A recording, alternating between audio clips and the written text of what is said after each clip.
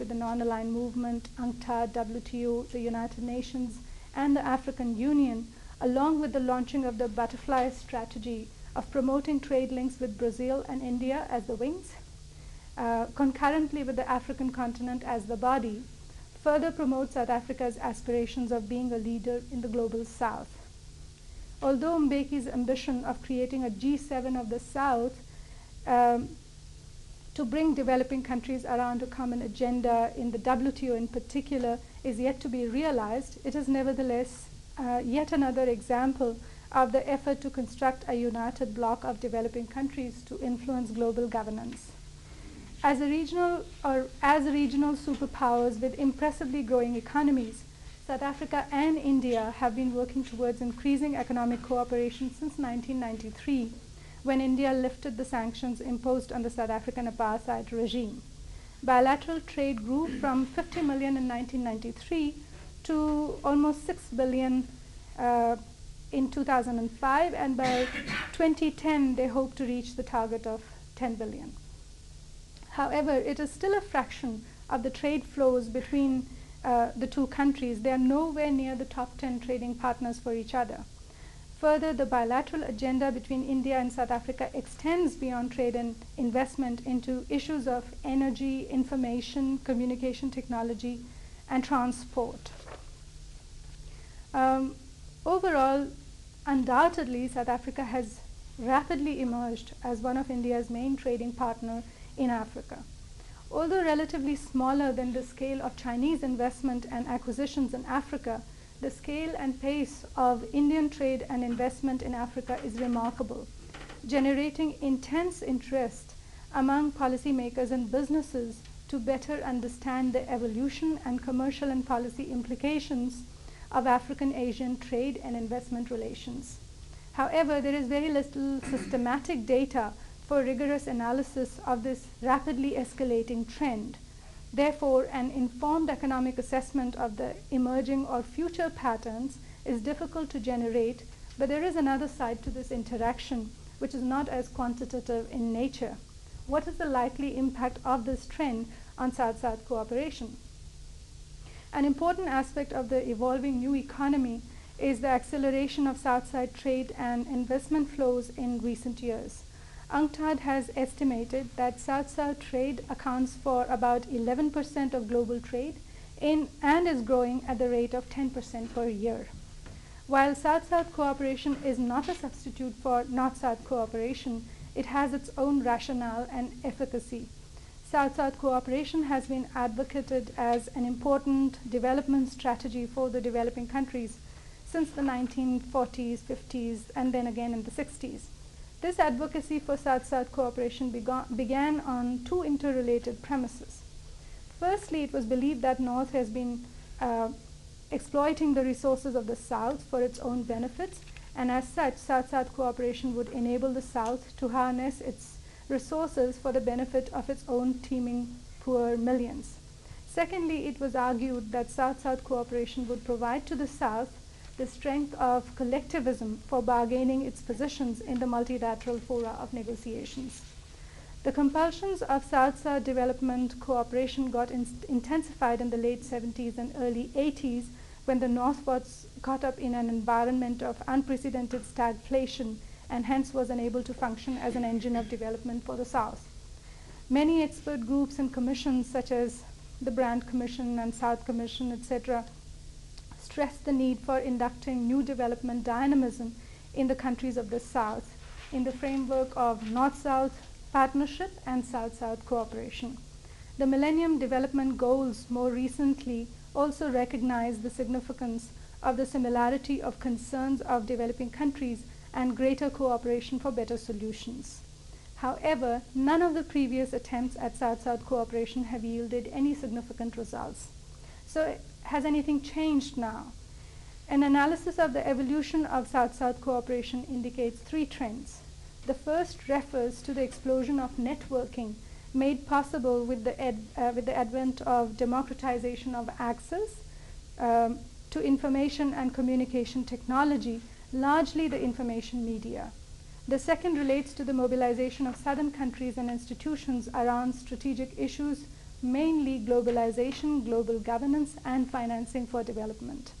The last concerns seeking a reclamation of the middle ground between the traditional form of technical cooperation and the soft South-South cooperation in an effort to capture the best of both, which often included a developed country in the form of a triangular cooperation.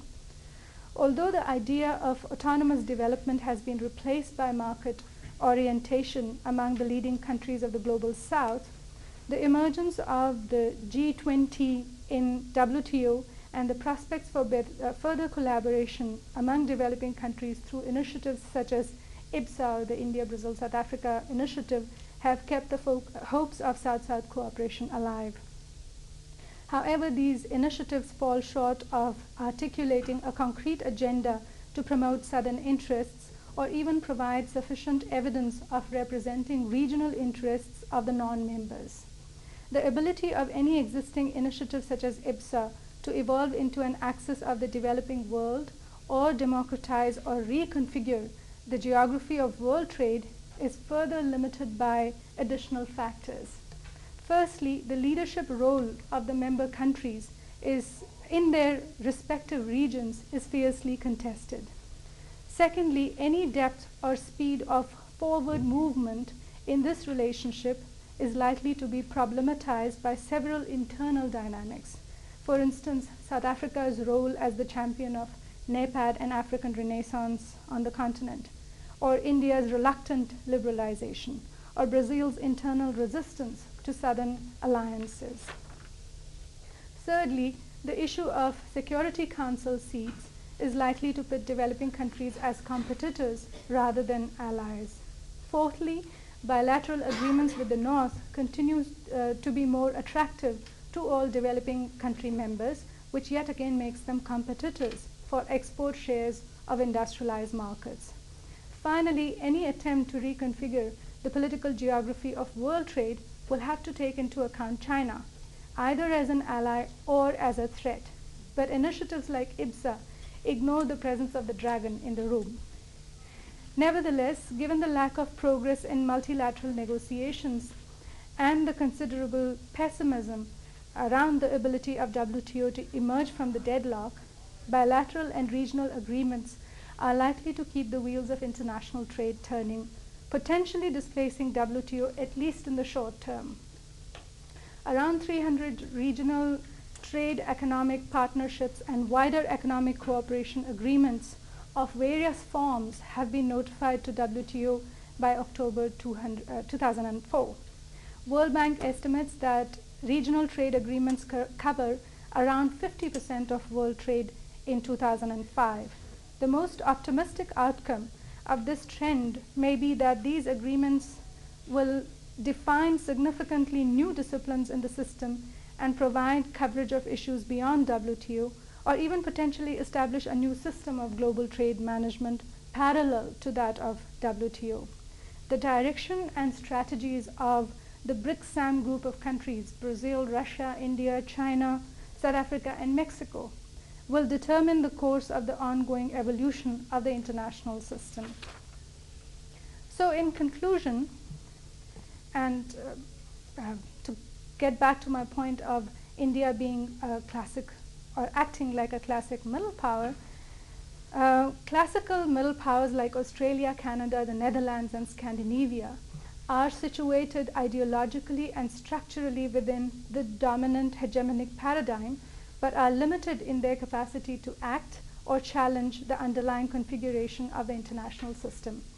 They exercise their power by occupying key positions within the international decision-making regimes and justify their status through their activism in the name of international norms, as well as their position as intermediaries of those states which are excluded from the ranks of power.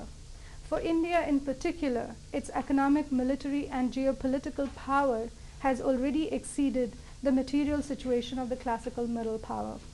Hence, the argument of India for inclusion into the international decision-making regime is constructed around the core principles of multilateralism, sovereign equality of states, and unequal representation within the international institutions. Concerns echoed equally by its political allies in Africa. However, India's foreign policy has remained largely ad hoc and has not built on its economic or political gains elsewhere. Furthermore, due to its domestic and regional constraints, the objectives of India's foreign policy have remained rather myopic, confining its influence to South Asia and its environs, despite the rhetoric of India's place in human history and the international community of states. In the past decades, however, Indian foreign policy has acquired a new pragmatism, which has seen a move away from the moral rhetoric and the strong anti-American stance of a decade ago. Most notably, India has started to play a more involved role in multilateral institutions such as the WTO and other multilateral fora, however, not necessarily as a champion of the third world. To an extent, India is ingratiating with the United States and the declaration of its foreign policy in terms of manifest national interest is leading to a loss of historical allies in the global south. Clearly, there are several areas of convergence in the policy objectives of Africa and India, particularly in their quest for a greater involvement and power in the international system. In spite of their vast disparity in terms of the size and composition of their populations and economies, there are several persistent and overlapping links which connect the two regions. The challenges of development for the vast majority of the population, consolidation of democracy in the era of economic liberalization, nation building in the face of globalization, and the existence of the influential Indian diaspora in Africa are some common grounds for India and Africa to build on. Ideologically, Africa and India appear to be on the same side of the divide in the international system and have often made common cause. In the contemporary political economy, democratic norms are generally accepted as valid only within the political sphere. Thus, when politically relevant decisions are made in institutions and contexts that are defined as economic, this amounts to a change in the boundaries of the political sphere, and the possibilities for democratic politics diminishes. By changing the boundaries of the political process, the governance processes are rendered partially impotent, giving way to the globalizing and supposedly neutral sphere of the economic. Therefore, the attempt to overemphasize economic analysis for international or domestic policy making constitutes an obstacle to the full realization of the democratic process internationally. While not essentially advocating for democratization of the international institutions, both India and its partners in Africa appear to be working towards greater representation, which could either lead to a creamy layer of new elite or a step closer to eventual democratization of the international system. In the final analysis, Africa and India have to fight many battles on all fronts, domestic, regional, and global, to remain credible and capable actors in the emerging international system. Many challenges remain unresolved for African countries in terms of managing violent conflicts, widening and deepening poverty and political instability, while India's emerging power status remain constrained by developmental problems at home and political strategy abroad. Thank you.